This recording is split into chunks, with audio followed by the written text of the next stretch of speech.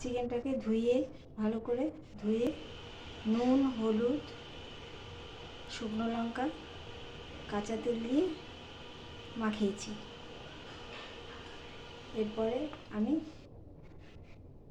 আদা, পেঁয়াজ, রসুন আর কাঁচা লঙ্কা বাটাটা দিয়ে দেবো।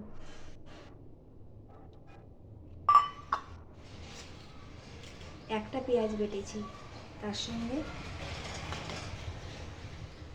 দেব একটা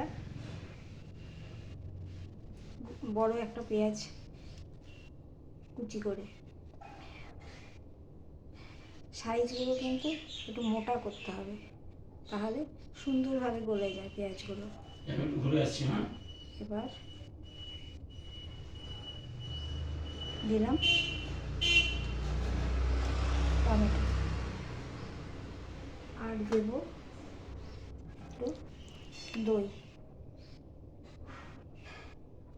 দিলাম।